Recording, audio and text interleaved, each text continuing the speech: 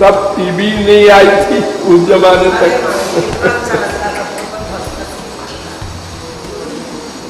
व्याख्या करते थे, एक पद ले लिया तो 1 घंटा उसकी व्याख्या।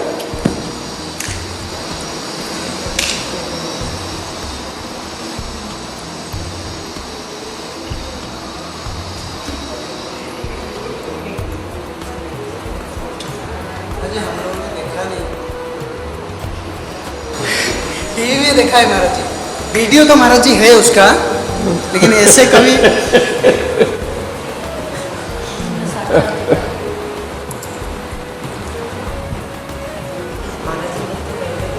पहले हम बाजा भी बजाते थे, ढोल भी बजाते थे, अब सब भूल गया।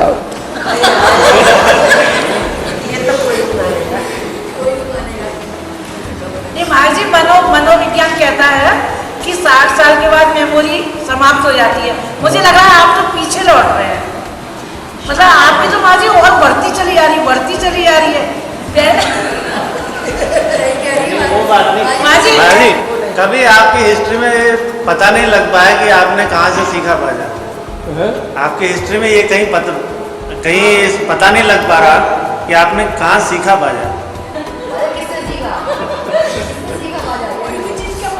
कहाँ सीखा?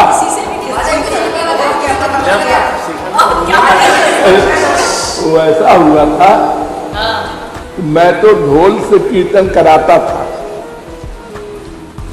जहां जहां भी जाता था ढोल ले लेता था और ढोल से ही मैं पद गाता था, ढोल से ही हरे राम कीर्तन कराता था, आमतौर से नाम संकीर्तन 2-2 घंटा ढोल बजाता था।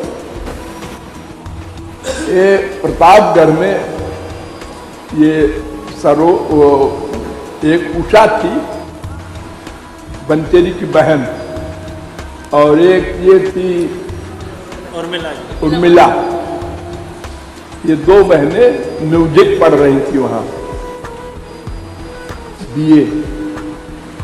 तो एक तो टीचर था प्रतापगढ़ में म्यूजिक का, फुल जमा टोटल उस जमाने में म्यूजिक विशारद, कोई पढ़ाता था।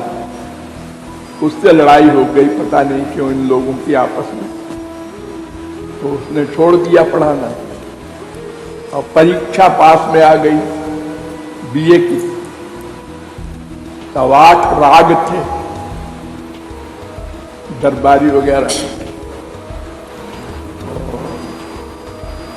ये दोनों बिल्कुल रोमांसी हुई बैठी थी कि अब इलाहाबाद तो बहुत दूर है, वहां तो है टीचर, प्रतापगढ़ में कोई है ही नहीं, अब हम कैसे इम्तहान देंगे। तो हमने कहा अल्लाह मैं पढ़ा दूं।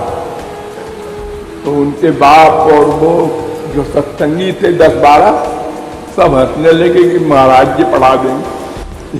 ये तो कभी बाजे पे हाथ नहीं रखे, और ये बीए का कोर्स। तो उसको हमने पढ़ाया इन दोनों वही प्रतापगढ़ में। तो तब से बाजा बजाने लगे। पता नहीं कहाँ से आ गया। पहल हमने जय जयवंती राग उनको पढ़ाया सबसे पहले, फिर 2 दिन बाद फिर उनको दरबारी राग पढ़ाया, 8 राग थे कुल।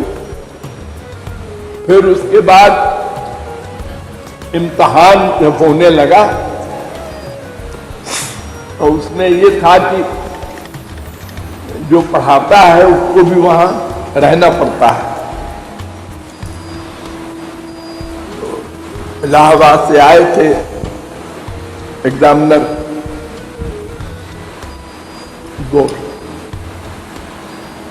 तो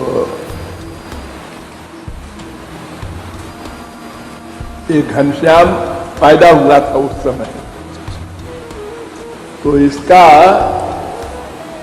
मूल शांति थी ससुराल में हमारे लीलापुर में। तो वो इनके जो थे अजिया ससुर, वो हमारे पीछे पड़े थे कि आप थोड़ी देर आना पड़ेगा। वो कर्मकांड होता है थोड़ा सा। हम गए थे और उसी दिन इम्तहान था इन लोगों का प्रतापगढ़ में। तो हम कार से गए, वहां से 15-16-20 किलोमीटर होगा प्रतापगढ़ से। और हमने वहां बुलाया पंडितों को। हमने कहा तुम्हारा मुहूर्त गलत है, आज नहीं बनता गुलशान, कल बनेगा। और बाई कोटेशन बता दिया हमको, ज्योतिष हम पढ़े थे, हमने बता दिया कि तरह से गलत। कहे ठीक है कल हो जाएगा। हम फौरन लौट गए। तो हमको तो इम्तहान दिलाना था ना, ये लोग रो रहे थे बैठ के। तो वो टीचर जो था वो बड़े गुस्से में तो था ही कि हमने पढ़ा दिया और वो उसकी शरण में नहीं गए ये लोग। तो वो बैठा हुआ था वहां एग्जामिनर के साथ। तो इनसे पूछा कि तुम्हारे वो कहाँ है? अब हम तो चले गए थे ना लीलापुर। तो गुस्से में ये भी थी कि उर्मिला, उसने कहा वो सब जगह रहते हैं, ऐसे कह दिया गुस्से में। और अचानक हम सचमुच पहुंच गए। हम तो लौट गए थे ना उस पंडितों को जो पढ़ा के पट्टी, हम लौट गए। जब पहुंच गए और ये नाटक हुआ तो खैर उसके बाद आधा घंटे बाद परीक्षा शुरू हुई। तो इन दोनों लड़कियों को हमने बुलाया।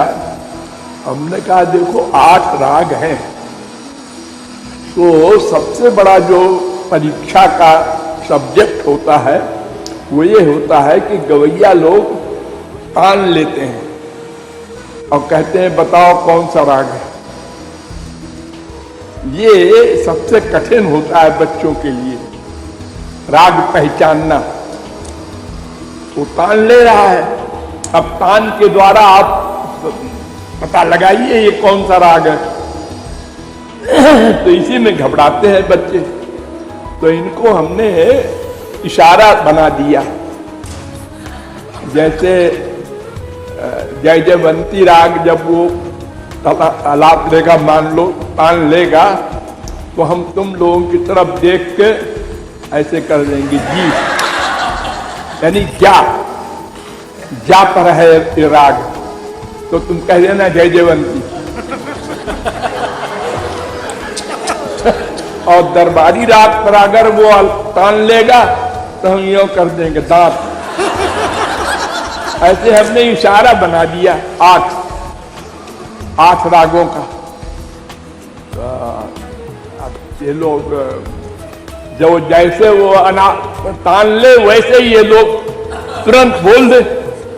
बड़ा दंग रह गए वो लोग कि बड़ी काबिल है ये लड़कियां, सोचती भी नहीं कुछ।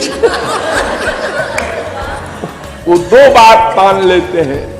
अगर एक बार में लड़की जवाब न दे तो दोबारा फिर लेते हैं, मौका देते हैं। इनको मौका देने का सवाल ही नहीं है। आगे उन्होंने कुछ पूछे नहीं, उन्होंने कहा जाओ। ऐसी 420 किया।